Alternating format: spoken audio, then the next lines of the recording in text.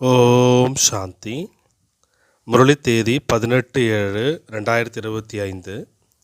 இன்றைய சாக்கார முரளியிலிருந்து பாபா கூறியுள்ள முக்கியமான கருத்துக்களை பார்ப்போம். பாபா கூறுகின்றார், இனிமையான குழந்தைகளே, தன் மீது தானே இரக்கம் கொள்ளுங்கள். உங்கள் மேலே நீங்களே இறக்கப்படுகின்றார் பாபா. பாபா தர ஸ்ரீமத் படி நடந்துக்கிட்டே போங்க. பாபாவுடைய ஸ்ரீமத் என்னென்னா, குழந்தைகளே டைமை வேஸ்ட் பண்ணாதீங்க, நேர்மறையான காரியங்களை செய்கின்றார் பாபா. அதாவது உயர்ந்த கர்மத்தை செய்யுங்கள். கேள்வி, யார் அதிர்ஷ்டசாலி குழந்தைகளோ அவர்களின் முக்கியமான தாரணை என்னவாக இருக்கும்? யார் அதிர்ஷ்டசாலி குழந்தைகளோ அவர்களுடைய முக்கியமான தாரணை என்னவாக இருக்கும்? பதில், அதிர்ஷ்டசாலி குழந்தைகள் அதிகாலையில் எழுந்து மிகுந்த அன்போடு பாபாவை நினைவு செய்வார்கள். பாபாவோடு இனிமையான உரையாடல் செய்வார்கள். ஒருபொழுது தன் மீதே கூட இரக்கம் இல்லாதவர்களாக ஆக மாட்டார்கள். அவர்கள் பாஸ் வித் ஆனர் ஆவதற்கான முயற்சி செய்து தன்னை ராஜ பதவிக்கு தகுதியானவர்களாக ஆக்கிக்கொள்வார்கள். ஓம் சாந்தி. பாபா நமக்கு சுகம் தருவதற்காக ஸ்ரீமத் கொடுத்து கொண்டிருக்கின்றார். அதற்காக தான் பாபாவுக்கு மகிமை பாடப்படுகிறது. பக்தியில் பாருங்க, பாபாவுக்கு என்ன மகிமை பாடப்படுகிறது? அவர் கருணை உள்ள கொண்டவர், துக்கங்களிலிருந்து விடுவிக்கக்கூடியவர். இப்படியாக அதிக மகிமை செய்கின்றனர்.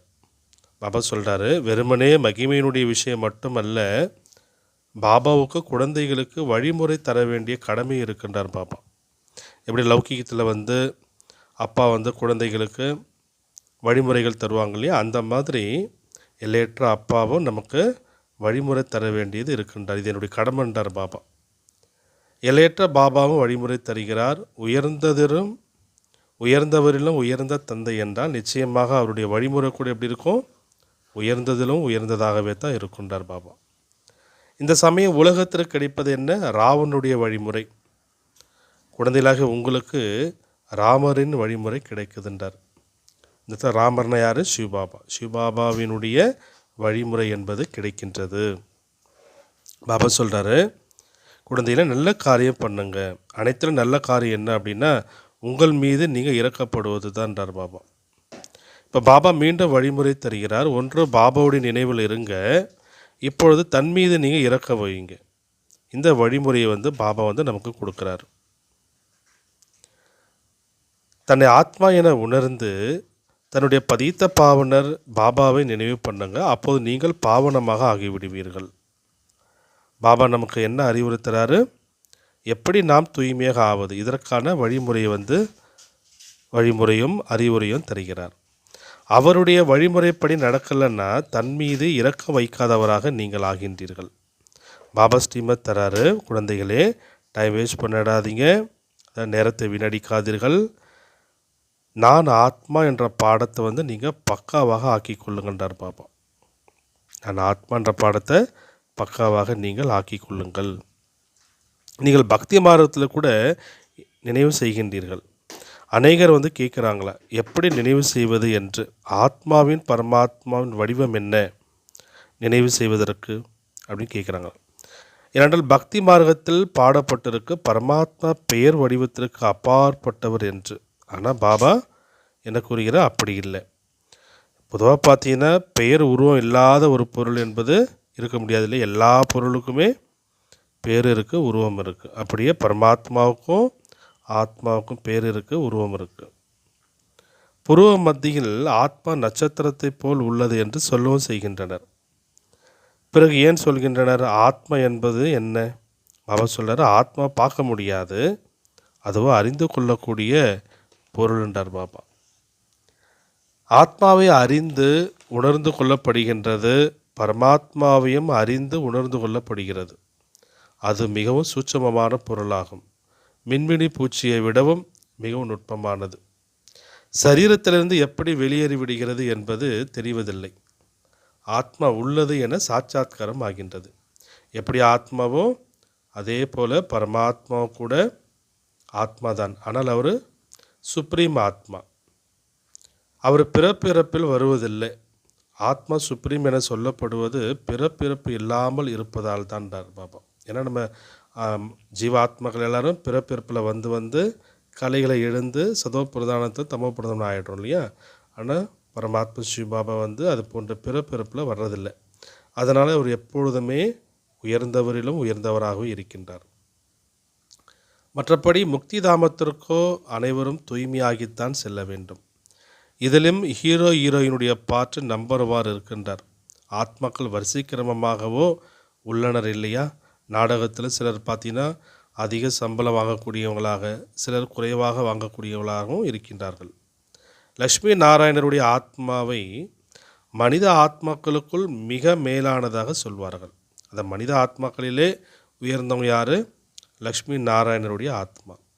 தூய்மையாகவோ அனைவருமே ஆகின்றனர். பிறகு கூட நம்பர்வார் பாட்டு இருக்கின்றார். சிலர் பார்த்தீங்கன்னா மகாராஜாவாக, சிலர் வேலைக்காரர்களாக, சிலர் பிரஜையாக. நீங்கள் நடிகர்கள், நீங்கள் அறிவீர்கள், இந்த தேவதைகள் அனைவரும் நம்பர்வாராக இருக்கின்றனர் என்று. நல்ல புருஷார்த்தம் செய்வார்களானால் உயர்ந்த ஆத்மாவர்கள் உயர்ந்த பதவி பெறுவார்கள்.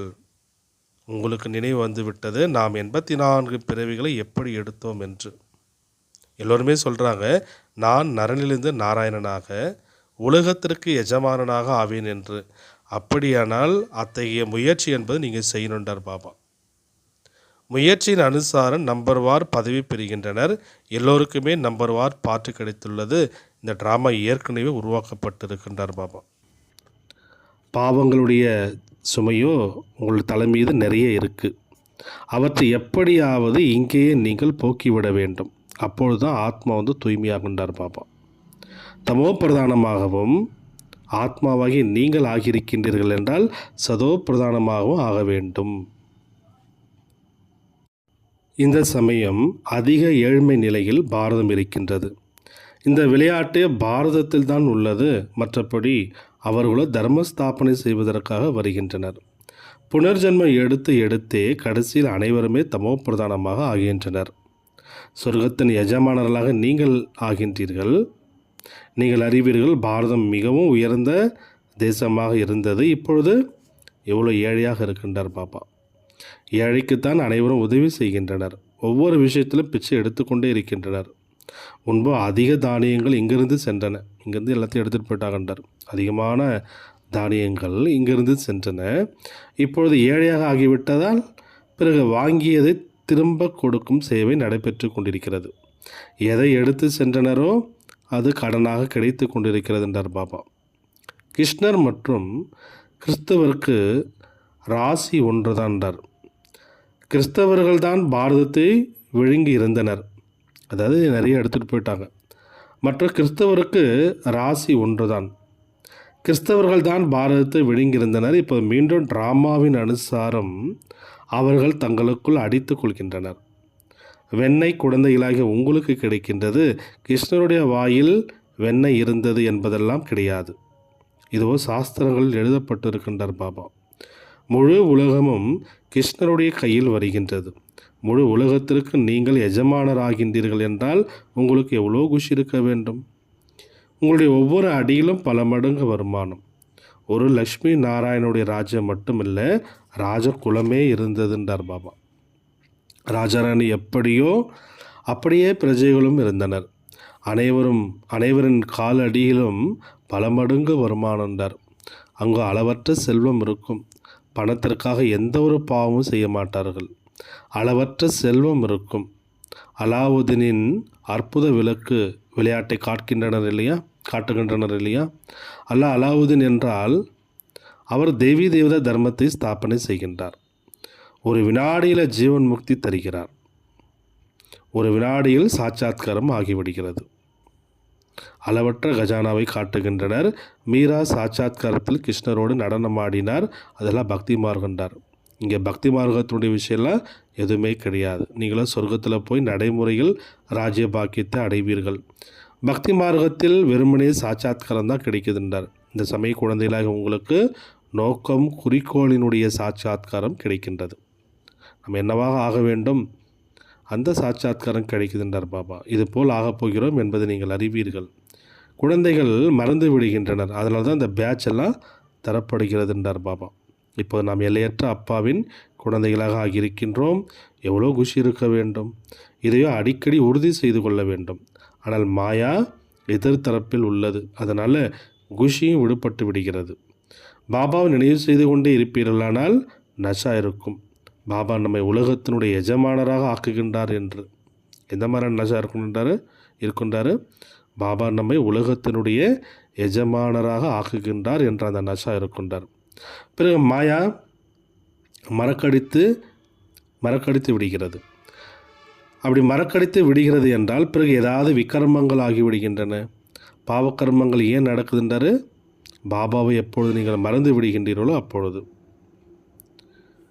எவ்வளோ நாம் நினைவு செய்கிறோமோ அவ்வளோ உயர்ந்த பதவி பெறுவோம். பிறகு தம்மை போலவும் மற்றவர்களையும் நீங்கள் ஆக்க வேண்டும். பிரஜைகளை உருவாக்க வேண்டும். தர்ம காரியம் வீட்டிலிருந்து தொடங்க வேண்டும். தீர்த்த ஸ்தலங்களுக்கும் முதலில் தாங்கள் செல்கின்றனர். பிறகு உற்றார் உறவினர் முதலானோரையும் ஒன்றாக அழைத்து செல்கின்றனர். ஆக நீங்களும் கூட எல்லோருக்கும் அன்போடு புரிய வைக்கின்றார். அனைவருமே புரிந்து கொள்ள மாட்டார்கள். ஒரே வீட்டில் தந்தை புரிந்து கொள்வாரானால் பிள்ளைகள் புரிந்து கொள்ள மாட்டார்கள். தாய் தந்தையர் எவ்வளவுதான் குழந்தைகளுக்கு பழைய உலகத்தின் மீது மனதை ஈடுபடுத்த வேண்டாம் என சொன்னாலும் பிறகு கேட்க மாட்டார்கள் பாபா. யார் இங்குள்ள நாற்றாக இருக்கின்றனரோ அவர்கள்தான் பிறகு புரிந்து கொள்வார்கள் பாபா. இந்த தர்மத்தின் ஸ்தாபனை பாருங்கள் எப்படி நடைபெறுகின்றது. மற்ற தர்மங்களின் நாற்று நடப்படுவது இல்லை. அவர்களும் மேலே இருந்து வருகின்றனர். அவர்களை பின்பற்றுவோரும் வந்து கொண்டே இருக்கின்றனர். இவரோ ஸ்தாபனையும் செய்கின்றார். பிறகு அனைவரையும் பாவனமாக்கி அழைத்து செல்லவும் செய்கின்றார். ஏன்னா மற்ற ஸ்தாபர்கள் அது போல் செய்கிறதில்லை. அதனால தான் சத்குரு லிபரேட்டர் என்று சொல்லப்படுகின்றார். உண்மையான குரு ஒரே ஒருவர் தான். மனிதர்கள் ஒருபொழுதும் யாருக்கும் சத்கதி அளிப்பதில்லை. சத்கதி அளிப்பவர் ஒருவர் தான். அவர்தான் சத்குரு என சொல்லப்படுகின்றார். பாரதத்தை உண்மையான கண்டமாகவும் அவர்தான் மாற்றுகிறார். ராவணன் பொய்யான கண்டமாக மாற்றிவிடுகிறான். பாபாவை பற்றியும் பொய், தேவதைகளை பற்றியும் பொய் சொல்லிவிட்டுள்ளனர். அதனால தான் பாபா சொல்கிறார், தீயதை கேட்காதீர்கள். இது விஷம் நிறைந்த உலகம் என சொல்லப்படுகின்றது. மனிதர்கள் புரிந்து கொள்வதே இல்லைன்றார். அவர்களோ தங்களுடைய வழிமுறைப்படியே நடக்கின்றனர். இவ்வளோ சண்டை சச்சரவுகள் நடைபெற்று கொண்டே இருக்கின்றன. குழந்தைகள் தாயையும் கணவன் மனைவியையும் கொள்வதற்கு தயங்குவதே இல்லைன்றார். ஒருவர் மற்றவரை வெட்டி கொண்டே இருக்கின்றனர். பிள்ளை பார்க்கின்றான், தந்தையிடம் அதிக பணம் உள்ளது, கொடுப்பதில்லை என்றால் அவரை கொல்வதற்கு தாமதிப்பதில்லை என்றார். எவ்வளோ மோசமான உலகம். இப்போ நீங்கள் என்னவாக ஆகி கொண்டிருக்கின்றீர்கள்? இந்த உங்களுடைய நோக்கம் குறிக்கோள் எதிரில் உள்ளதென்றார். நம்மளுடைய நோக்கம் குறிக்கோள் என்ன? லக்ஷ்மி நாராயணராக ஆகுவது. இனிமையான ஆத்மாக்களே, உங்களை சொர்க்கத்தின் மாலிக் ஆக்குகிறார் பாபா இல்லையா? ஆகையினால தந்தை நினைவு செய்வீர்களானால் நீங்கள் தமோ பிரதானத்திலிருந்து சதோ பிரதானமாக ஆகிவிடுவீர்கள். தமோ பிரதானமாக ஆவதற்கு அரை கல்பம் ஆகின்றது. ஆனால் முழு கல்பம் என்றுதான் சொல்லணுன்றார் பாபா. ஏனென்றால் கலைகளோ குறைந்து கொண்டே போகின்றன. ஏன்னா சத்தியத்திலேருந்தே நமக்கு கலைகள் குறைஞ்சிட்டே வருது இல்லையா? அதனால் அப்படி சொல்கிறார் பாபா. இந்த சமயம் எந்த ஒரு கலையும் கிடையாது. சொல்கின்றனர், குணமற்ற என்னிடம் எந்த ஒரு நற்குணமும் இல்லை என்று. இதனுடைய பொருள் எவ்வளோ தெளிவாக இருக்கின்றார். இங்கே பிறகு நிர்குண பாலகர்களுடைய குழு இருக்குது. பாலகர்களிடம் எந்த ஒரு குணமும் கிடையாது. இல்லையென்றால் பாலகனை மகாத்மாவிடமும் உயர்வாக சொல்லப்படுகின்றது. அவர்களுக்கு விகாரங்களை பற்றியும் தெரியாது. மகாத்மாக்களுக்கும் விகாரங்களை பற்றி தெரியும். அதனால் வார்த்தை கூட எவ்வளோ தவறாக பேசுகின்றனர். மாயா முற்றிலும் நேர்மையற்றவர்களாக ஆக்கிவிட்டுள்ளது. கீதை படிக்கவும் செய்கின்றனர், சொல்லவும் செய்கின்றனர்.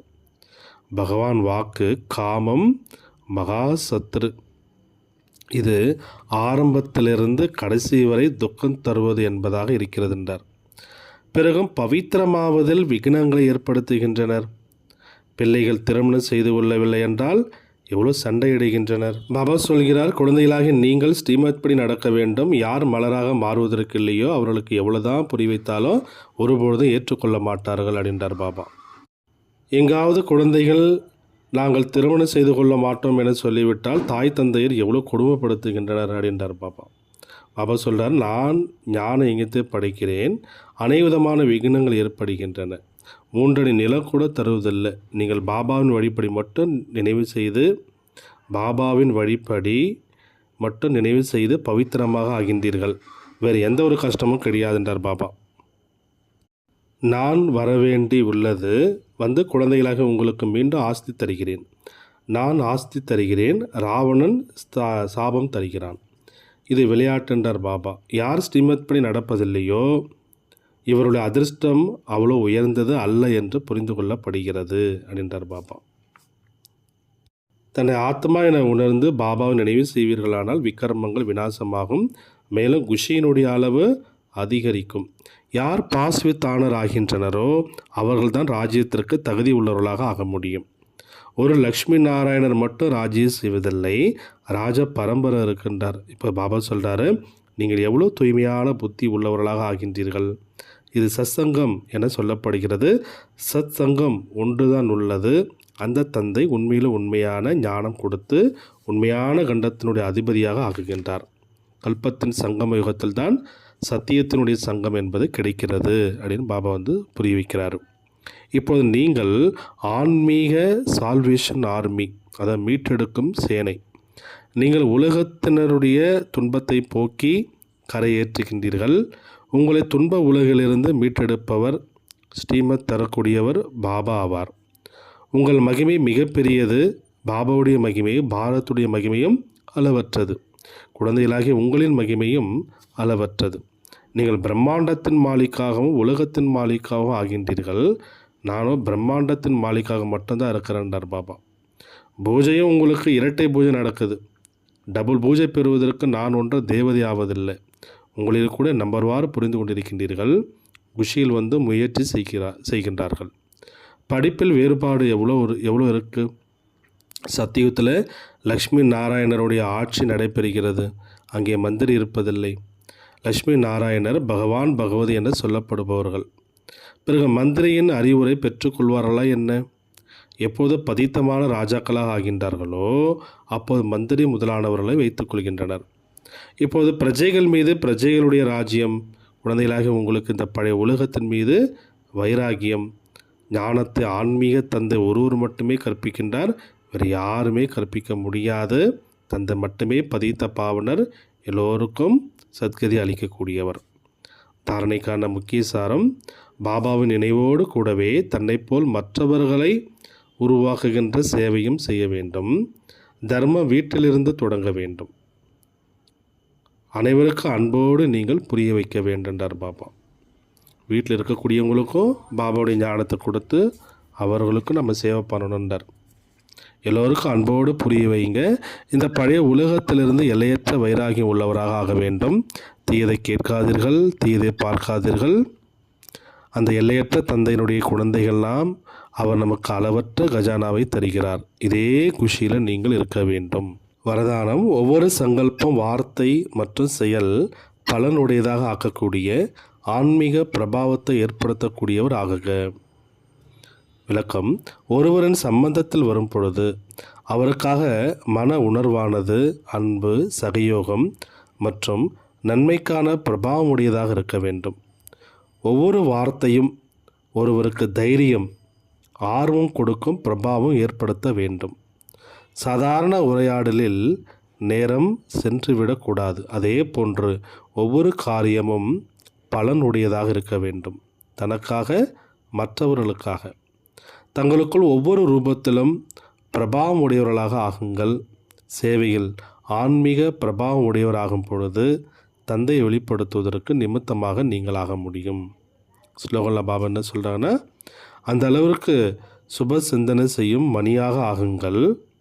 உங்களுடைய கிரணங்கள் உலகத்திற்கு வெளிச்சம் கொடுத்து கொண்டே இருக்க வேண்டும்.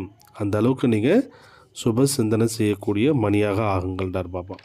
அவைக்த இஷாராவில் பாபா என்ன சொல்கிறாங்க, சங்கல்ப சக்தி சேமித்து சிரேஷ்ட சேவைக்கு நிமித்தமாகுங்கள். நேரத்தின் அனுசாரமாக சீதள சக்தியின் மூலம் ஒவ்வொரு பிரச்சனையிலும் தன்னுடைய சங்கல்பங்களின் வேகத்தை, வார்த்தையை சீத்தளமாக மற்றும் தைரியமானதாக ஆக்குங்கள். ஒருவேளை சங்கல்பத்தின் வேகம் அதிகமாக இருந்தால் அதிக நேரம் வீணாகிவிடும், கட்டுப்படுத்த முடியாது. ஆகையினால சீத்தல சக்தியை தாரணை செய்தால் வீணானவைகளிலிருந்து பாதுகாப்பாக ஆகிவிடுவீர்கள். ஏன், எதற்கு, ஏன் இப்படி கிடையாது, அப்படி போன்ற வீணானவைகளின் வேகத்திலிருந்து விடுபட்டு விடுவீர்கள். ஓம் சாந்தி.